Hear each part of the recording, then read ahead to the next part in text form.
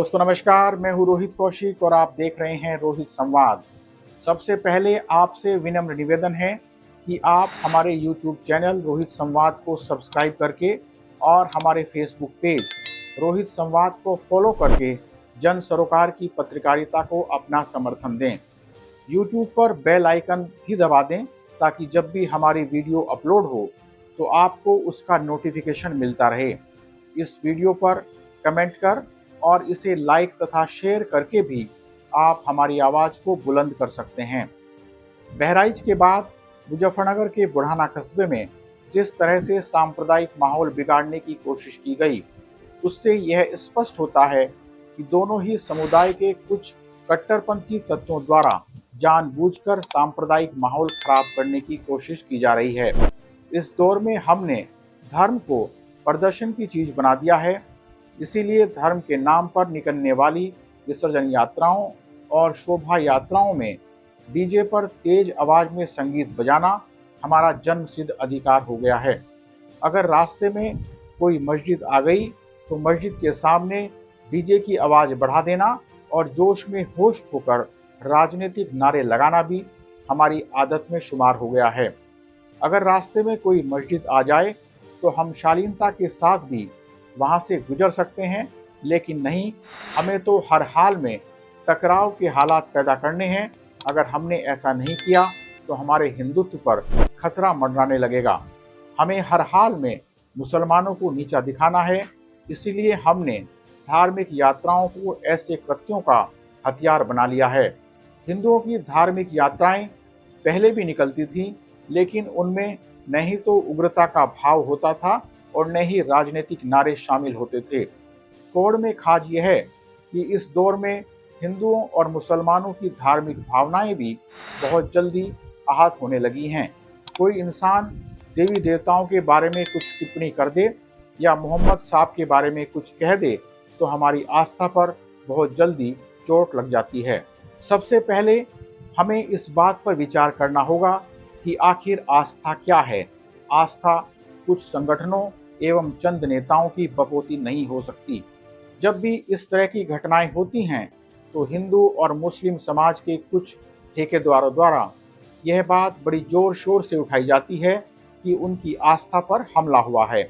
दरअसल सच्ची आस्था इतनी कमजोर कभी नहीं होती कि वह हमलों से डगमगा जाए।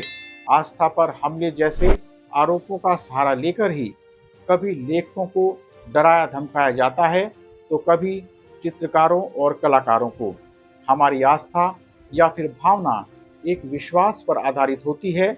जब कोई इस विश्वास पर चोट पहुंचाने की कोशिश करता है तो हमारी भावनाएं आहत होती हैं। इस कठिन समय में सबसे बड़ा सवाल यह है कि धर्म आधारित कुछ टिप्पणियों एवं क्रियाकलापों से क्या वास्तव में हमारी भावनाएं आहत होती हैं या फिर हम भावनाएं आहत होने का नाटक करते हैं।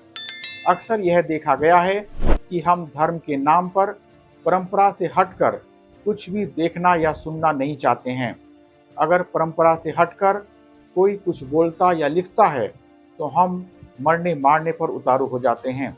हमारे समाज का एक वर्ग जिसमें हिंदू और मुसलमान दोनों ही शामिल हैं, ऐसे क्रियाकलाप के विरुद्ध सड़कों पर भी उतर आता है।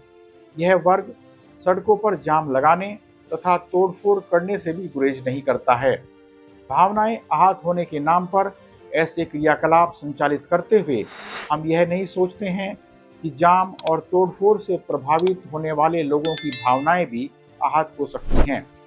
यह दुर्भाग्यपूर्ण ही है कि ज्यों-ज्यों हमारे समाज में शिक्षा का दायरा बढ़ रहा है, त्यों-त्यों हमारी मानसिकता भी संकुचित होती जा रही है। यही कारण है कि हम अपनी भावनाएं आहत होने पर तो हल्ला मचाने लगते हैं, लेकिन दूसरों की भावनाओं का ख्याल नहीं रखते हैं। ऐसी स्थिति में भावनाएं आहत होने पर हल्ला मचाना खोखला आदर्शवाद लगने लगता है।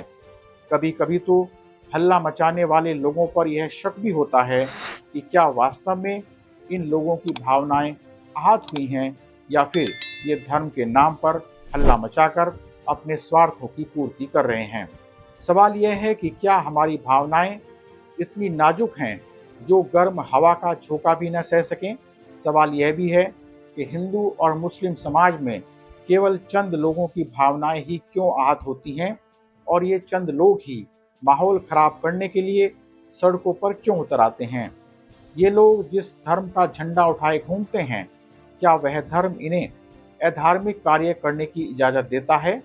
अक्सर ऐसा होता रहता है कि विभिन्न देवी देवताओं और मोहम्मद साहब के विरुद्ध कोई टिप्पणी फेसबुक या फिर किसी अन्य माध्यम से प्रसारित हो जाती है और हम हंगामा खड़ा कर देते हैं। हम यह मानकर क्यों संतोष नहीं कर लेते कि ऐसे लोगों को देवी देवता और मोहम्मद साहब स्वयं ही सजा देंगे। दरअसल अगर देवी देवता और मोहम्मद साहब इस धरती पर साक्षात प्रकट हो जाएं, तो वे भी ऐसे लोगों को बुद्धिहीन समझकर माफ कर देंगे। फिर हम क्यों ऐसे मामलों को जानबूझकर तूल देते हैं? आजकल एक दूसरे के धर्म के विरुद्ध टिप्पणी करने का एक फैशन भी बन गया है। एक दूसरे के धर्म के विरुद्ध जानबूझकर बयानबाजी करने वाले लोग बहुत शातिर होते हैं। अगर हम ऐसे मामलों को तूल देते हैं तो इन शातिर लोगों का उद्देश्य पूरा हो जाता है।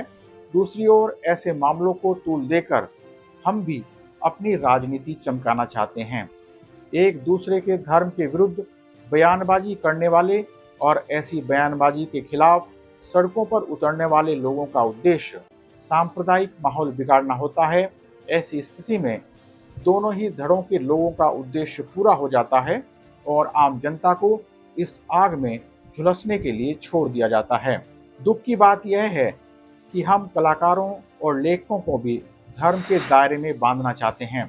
एक सच्चा लेखक धर्म की परिधि से बाहर होकर लिखता है। ऐसे में अगर वह धार्मिक पाखंड के खिलाफ कुछ लिख देता है तो हम उसका विरोध भी शुरू कर देते हैं। दरअसल सभी धर्म ग्रंथों में लिखी गई बातें अपने समय के प्राप्त सत्य हैं। ऐसा किसी धर्म ग्रंथ में नहीं लिखा गया है कि इसके बाद कोई और सत्य प्रकट नहीं होगा। इसलिए धर्म भी आचार व्यवहार का कोई ऐसा अंतिम आख्यान नहीं है कि जिस पर टिप्पणी न की जा सके। यह दुर्भाग्यपूर्ण ही है कि हम धर्म आधारित सभी बातों को आंख मूंद कर मान लेते हैं और इसके खिलाफ कुछ सुनना नहीं चाहते हैं। ऐसी स्थिति में कोई लेखक परंपरा से हटकर कुछ बोलता है तो यह सब हमें अटपटा लगने लगता है और हम हल्ला बोल कार्यक्रम शुरू कर देते हैं।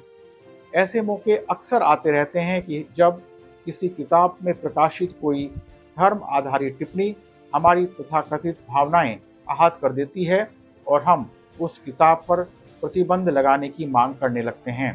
किसी धर्म की कोई एक बात हमें अच्छी लगती है तो वही बात दूसरे व्यक्ति को गलत भी लग सकती है। यह दुर्भाग्यपूर्ण ही है कि हम धर्म के नाम पर दूसरे व्यक्ति के अधिकारों का अतिक्रमण कर उसके खिलाफ फतवे जारी कर देते हैं। जहाँ तक भावनाएं आहत होने की बात है तो यह चौंचलेबाजी के अलावा और कुछ नहीं है। पूरे समाज के सामने एक जवान बेटा और उसकी पत्नी अपने बूढ़े माँ बाप को घर से बाहर निकाल देते हैं, लेकिन उस समय पूरे समाज की भावनाएं आहत नहीं होती हैं। कुछ दबंग लोग लड़कियों एवं महिलाओं पर अत्याचार करते हैं और हम नपुंसक बने सब कुछ चुपचाप देखते रहते हैं। ऐसी स्थिति में भी पूरे समाज की भावनाएं आहत नहीं होती हैं। अगर हमें एक बेहतर समाज बनाना है तो हमें एक दूसरे के धर्म का सम्मान करना होगा। दूसरी तरफ धर्म के नाम पर भावनाएं आहत होने का नाटक अब हमें छोड़ना पड़ेगा। इसी में हम सब का भला है। बहरहाल आज रोहित संवाद में इतना ही। जल्दी ही मिलेंगे एक नए मुद्दे के साथ। नमस्कार।